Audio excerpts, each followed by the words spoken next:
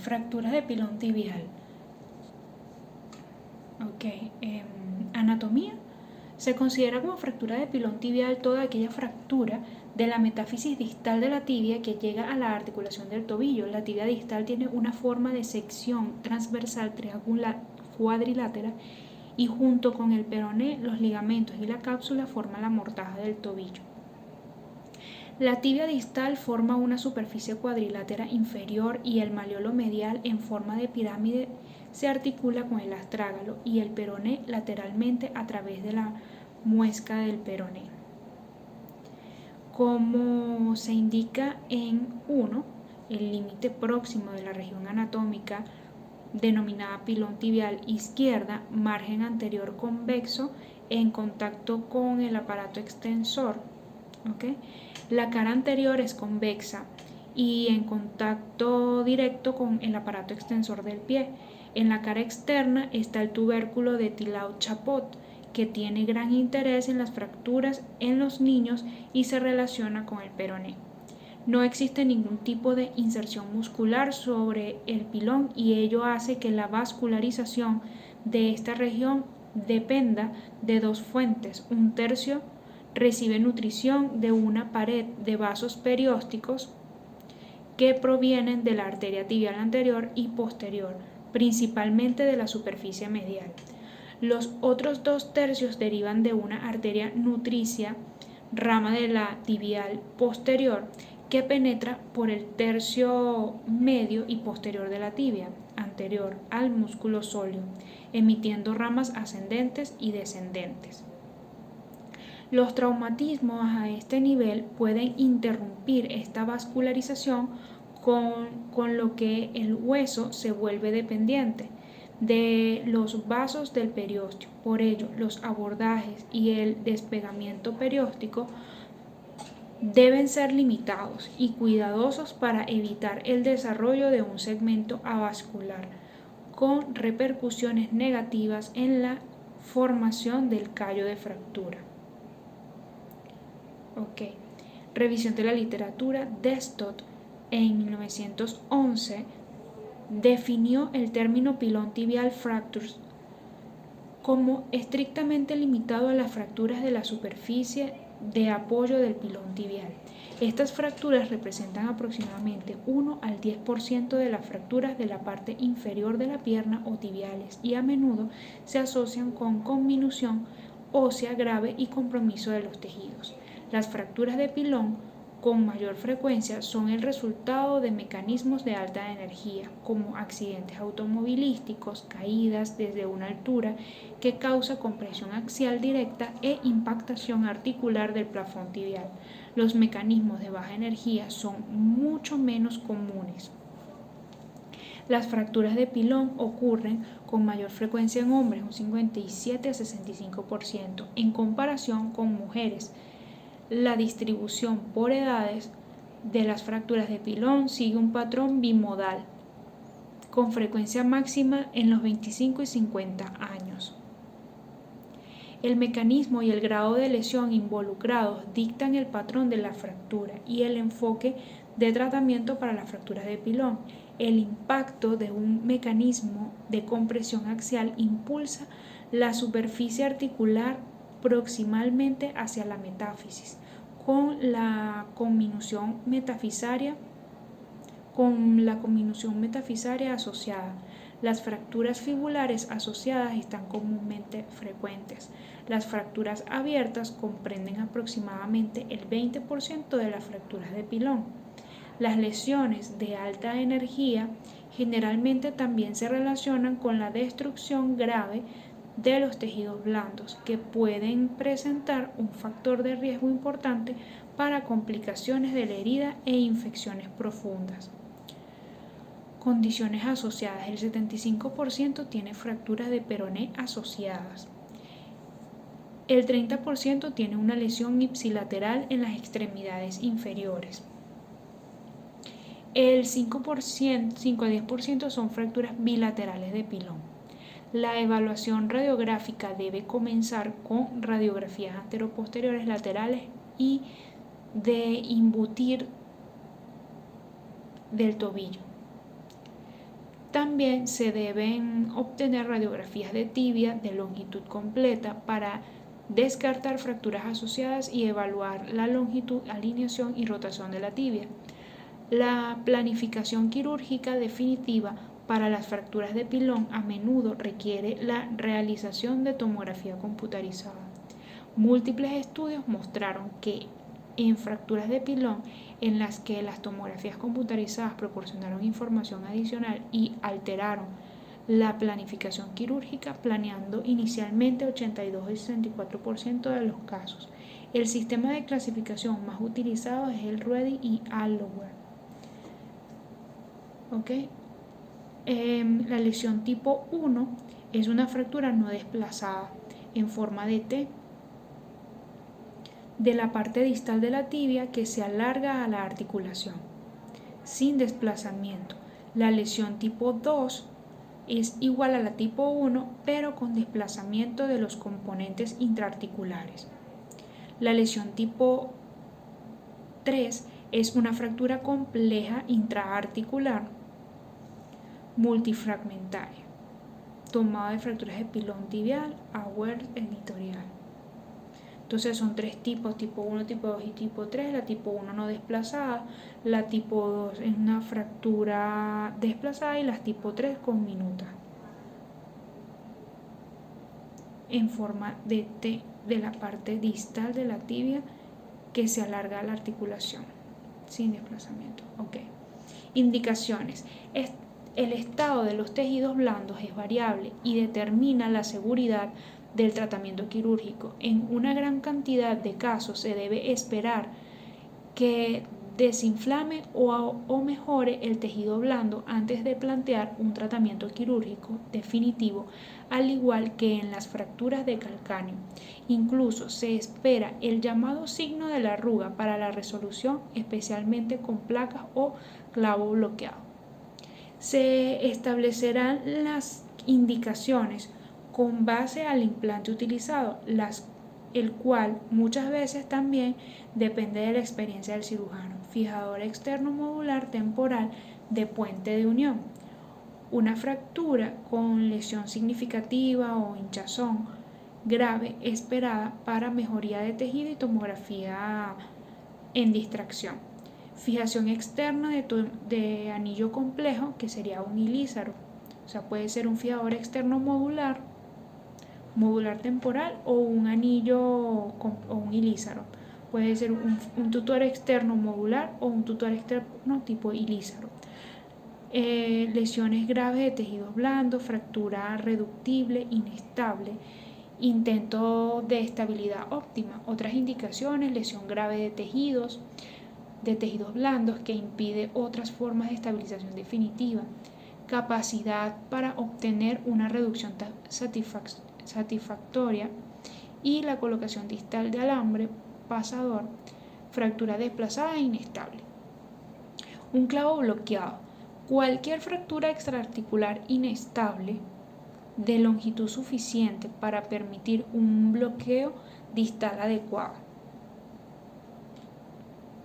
Otras indicaciones: pérdida de reducción después de tratamiento no quirúrgico, fracturas segmentarias. La placa mínimamente invasiva, placa mio, fractura desplazada e inestable donde es posible la reducción cerrada de los tejidos blandos adecuados. Una fractura desplazada e inestable donde es posible la reducción cerrada de los tejidos blandos. Otras indicaciones: segmento distal corto que no permite el clavo intramedular después de una recuperación adecuada de los tejidos blandos y de la fijación externa provisional. Fijación con placa bloqueada y tornillos, fractura desplazada e inestable, tejidos blandos adecuados. Otras indicaciones: cobertura preliminar a la cobertura planificada de colgajos de tejidos blandos, cuando el clavo intramedular no es una alternativa aceptable. Fracturas en las que no se puede lograr una reducción cerrada satisfactoria. Contraindicaciones. Ahora se expondrán las contraindicaciones de estas medidas: fijación externa de anillo completo, un ilízaro, falta de familiaridad con la técnica, incapacidad para obtener una reducción o estabilidad satisfactoria, lesiones y patrón de fractura que impiden la colocación adecuada de pasador o alambre. Clavo bloqueado, segmento distal corto, un clavo bloqueado, un segmento distal corto, incapacidad para reducir la fractura por medios indirectos, fractura abierta gravemente contaminada, reemplazo total de la articulación de rodilla ipsilateral asociado. Los riesgos de cirugía exceden los beneficios esperados debido al estado general del paciente.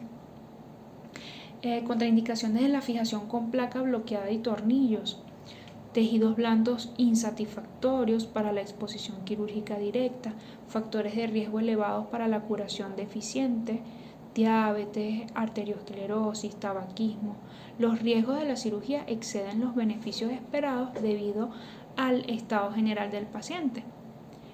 Las placas mínimamente invasivas, incapacidad para reducir la fractura por medios indirectos, lesión grave de tejidos exceden los beneficios esperados debido al estado general del paciente. La planificación preoperatoria. Las fracturas tibiales distales tienen un riesgo significativo de problemas de cicatrización, de heridas después de la reducción abierta y la fijación interna. Esperar hasta que los tejidos se hayan recuperado y usar una técnica menos invasiva son formas de evitar la ruptura de la herida en esta región peligrosa. En cualquier caso, el manejo más cuidadoso de los tejidos blandos y evitar la disección innecesaria son principios importantes. Depende mucho del tipo de fractura, tiempo de evolución, edad del paciente y, muy importante, el estado de las partes blandas para la estabilización. En algunos casos, en fracturas de bajo impacto, en fracturas de bajo impacto sin lesiones de partes blandas, se puede realizar la intervención de los primeros días. Se puede realizar una fijación definitiva dependiendo de la complejidad y la localización de la fractura.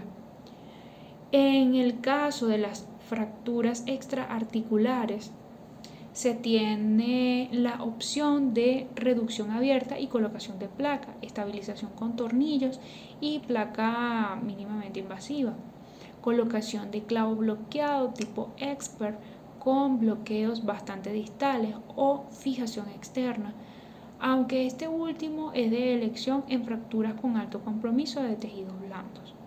En caso de fracturas intraarticulares con gran compromiso articular, también se debe analizar el momento de realizar la intervención como base al tejido blando. En muchos casos hay que colocar fijadores en distracción temporales en espera de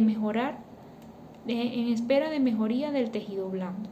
La tomografía posterior a esta distracción con fijador es fundamental para la tomografía posterior a la distracción con fijador es fundamental para la planificación de abordaje de la fractura. Anteriormente se utilizaba como técnica o protocolo de fijación del peroné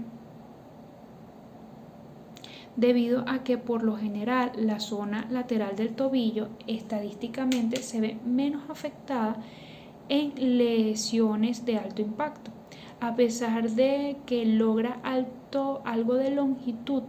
Anteriormente se utilizaba como técnica o protocolo de fijación del peroné debido a que por lo general la zona lateral del tobillo estadísticamente se ve menos afectada en lesiones de alto impacto, a pesar de que logra algo de longitud al realizar, por ejemplo, un abordaje lateral. Este abordaje puede limitar en el caso de que amerite reducir o abordar un fragmento anterolateral o posterolateral del pilón tibial.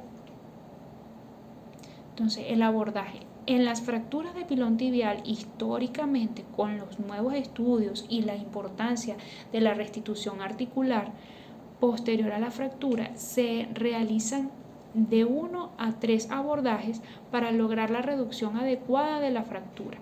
Se describen algunos de los más utilizados a continuación. Abordaje anteromedial de la tibia distal.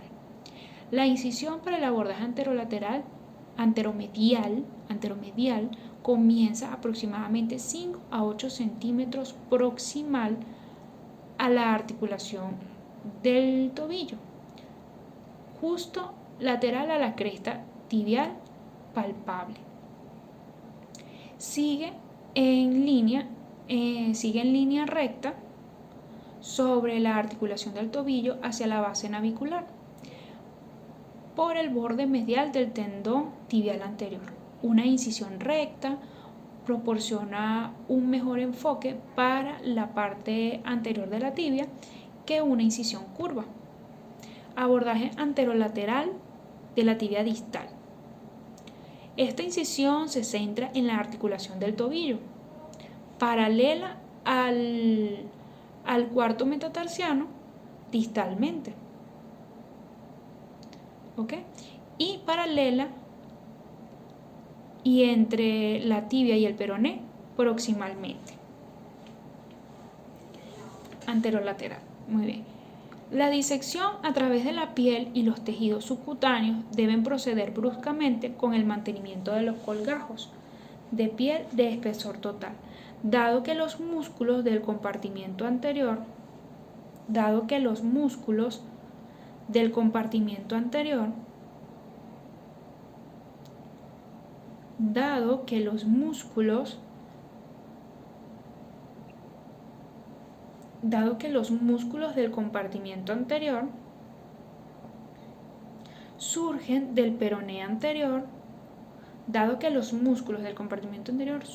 peroné anterior. La incisión generalmente no se extiende más de 7 centímetros por encima de la articulación del tobillo.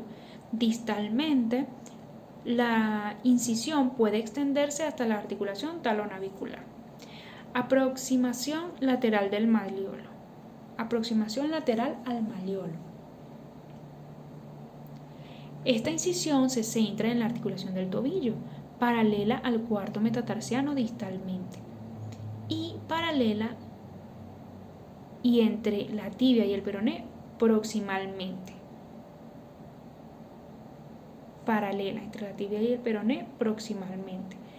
La disección a través de la piel y los tejidos subcutáneos deben proceder bruscamente con el mantenimiento de colgajos de piel de espesor total, dado que los músculos del compartimento anterior surgen del peroné anterior. La incisión generalmente no se extiende más de 7 centímetros por encima de la articulación del tobillo. Distalmente, la incisión puede extenderse hasta la articulación talonavicular. Dice lo mismo que la de arriba. Abordaje anterolateral de la tibia, luego aproximación lateral al malleolo. Luego viene el abordaje posterolateral. ¿Ok? Anterolateral, lateral, posterolateral. Hacer una incisión longitudinal de 10 a 15 centímetros a medio camino entre el peroné y el tendón de Aquiles, incluso en pacientes obesos con hinchazón postraumática alrededor del tobillo. Estos puntos de referencia se pueden palpar.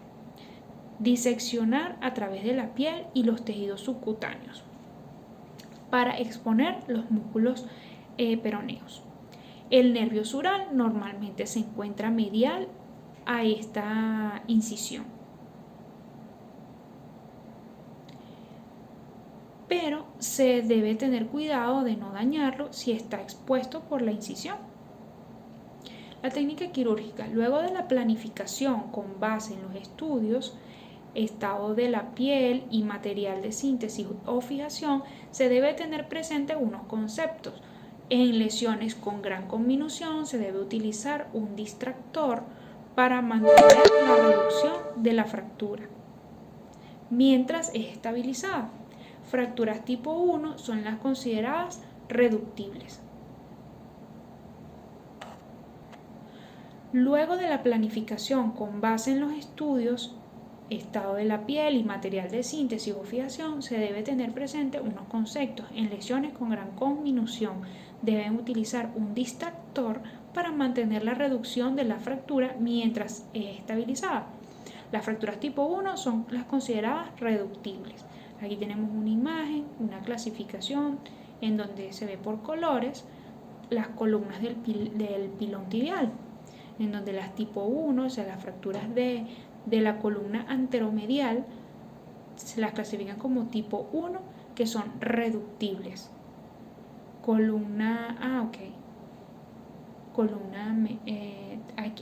Tenemos una fractura tipo 1, ¿verdad? Que son las no desplazadas en forma de T, en donde está comprometida la columna medial, la columna anterolateral y la columna posterolateral. Puerta y peroné fracturado. El corte axial hace posible determinar las distintas columnas y a través de ello definir que la columna anterolateral será la puerta y el fragmento posterolateral será siempre el fragmento de referencia. En varios casos se puede necesitar distractores y fijadores externos. El concepto de puerta de entrada es evaluar por dónde debe ser realizado el abordaje y la entrada de las fracturas multifragmentarias. Para entrar y poder reducir los fragmentos internos que pueden estar desplazados o rotados. Puerta. Entonces aquí tenemos la figura número 5, donde se ve columna anterolateral. ¿Ok? Está ahí la columna anterolateral como puerta. Anterolateral como puerta y el fragmento posterolateral como fragmento de referencia. Ok, entonces tenemos puerta y peroné fracturado. La puerta y el peroné fracturado. El corte axial hace posible determinar las distintas columnas y a través de ello definir que la columna anterolateral será la puerta y el fragmento posterolateral será siempre el fragmento de referencia. En varios casos se puede necesitar distractores, fijadores externos. El concepto de puerta de entrada es evaluar por dónde debe ser realizado el abordaje y la entrada en las fracturas multifragmentarias para entrar y poder reducir los fragmentos internos que pueden estar desplazados o rotados. ¿Ok? En vista de tener muchas opciones, se expondrá la técnica quirúrgica de un paciente que ameritó reducción abierta y fijación con placa anterolateral de pilón tibial, placa de soporte medial y placa de tercio de tubo por presentar fractura de trazo simple a nivel del peroné y la conminución y el compromiso articular anterolateral. Es esencial el tener arco en C o intensificador de imágenes en estas cirugías, por lo cual se realizó con paciente en decúbito dorsal, sobre mesa operatoria, abordaje anterolateral de pilón, un abordaje anterolateral de pilón con el uso de distractor tipo AO para mejor manejo de la conminución, disección cuidadosa por planos. Por ser trazo simple y ya planificado, se fijó previamente el peroné en el mismo tiempo quirúrgico con abordaje posterolateral. Se inicia por la lesión o compromiso articular. ¿Ya? Entonces se realizó con el paciente en decúbito dorsal. En decúbito dorsal, sobre mesa operatoria, abordaje anteromedial de pilón con el uso de un distractor tipo AO para mejor manejo de conminución y disección cuidadosa por planos. Por ser trazo simple y ya planificado, se fijó previamente el peroné en el mismo tiempo quirúrgico con abordaje anterolateral, con abordaje posterolateral. Se inicia por la lesión o compromiso articular colocando tantos alambres como sea necesario para mantener la congruencia articular, intentando que los fragmentos puedan mantenerse posteriormente una vez restituida la longitud y congruencia articular. Se colocó injerto autólogo de cresta ilíaca a nivel de la metáfisis. Se procedió a la colocación de placa anatómica distal de tibia anterolateral que permite fijar este tipo de fractura. Se procedió a colocación de tornillos de 3.5, los primeros en la zona menos afectada y los últimos de bloqueo en la zona distal. ¿Ok? Entonces, ¿qué placa se usó? Se usó una placa anatómica distal de tibia anterolateral, o sea, una placa en L. En el último tiempo quirúrgico se colocó placa tercio de tubo medial con un plano para mayor estabilidad debido al compromiso de la columna medial. Posteriormente se retiran los alambres de Kirchner que sirvieron para estabilización temporal. En algunos casos se puede dejar con la técnica de alambre perdido solo si es necesario. Posterior, cierre por planos, cura y se coloca inmovilización por 14 días. En este caso, allí el control radiológico y a los 4 meses posterior a la intervención. Allí el control radiológico y a los 4 meses posterior a la intervención. Un análisis importante es connotar que anteriormente la reducción inicial del peroné era considerada un factor clave para la reparación de las fracturas de pilón tibial, pero ahora se sabe que cuando son fracturas conminutas no se tiene referencia ni de longitud ni de la rotación. Entonces se debe comenzar antes por el pilón tibial y después por el peroné. El peroné puede resultar de ayuda como referencia cuando son casos simples. Fracturas tipo 2 irreductibles. ¿Okay? Son aquellas fracturas que tienen una gran destrucción articular ya que son de alta energía. Fracturas C3.3 del pilón tibial según la clasificación AO. Cuando hay un trauma de alta energía y compromiso grave de partes blandas, la reducción interna y fijación estable suele tener malos resultados. El protocolo a seguir en las fracturas tipo 2 se basa en poner un fijador externo, realizar una buena cobertura de partes blandas y comenzar con la planificación de artrodesis tibiotalar o tibiotalocalcánea.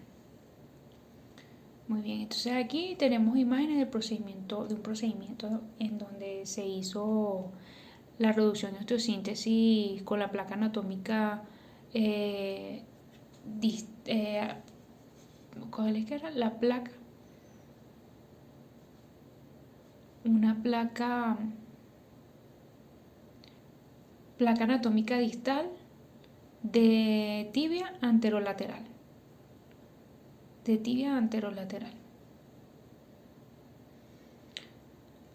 Tenemos la tomografía donde se ve bastante la conminución anteromedial, anterolateral, con fracturas del malleolo medial. Se hace el abordaje anteromedial. Bueno, se hace el decúbito prono y se colocando con alambres. Entonces, conminución, disección cuidadosa. Abordaje anterolateral del pilón tibial. Decúbito dorsal, ok. Decúbito dorsal, se hace anterolateral. Perfecto. Abordaje por planos, aquí se ve lo que la superficie articular. Se hacen con los alambres, se fijó el peroné antes. Se hace con los alambres, luego se fija la placa, se instalan los tornillos. Y aquí tenemos la imagen postoperatoria. Una placa tercio de caña medial. Las complicaciones. Entre las complicaciones de este tipo de fracturas están el retraso de consolidación, la pseudoartrosis de la unión metafisio-diafisaria, la mala consolidación en varo o valgo de la parte distal de la tibia y la congruencia articular o pérdida de reducción de la superficie articular, artrosis de tobillo en consecuencia y como secuela de fractura de pilón tibial, problemas cutáneos tras la fractura de pilón tibial que pueden producirse si la fractura ha sido de alta energía o incluso fractura abierta y en algunos casos rigidez de la articulación. Tratamiento postoperatorio: en el caso de fijación estable se debe dejar sin inmovilización con apósitos y vendaje manteniendo el pie en alto, con indicación de antibióticos y antiinflamatorios.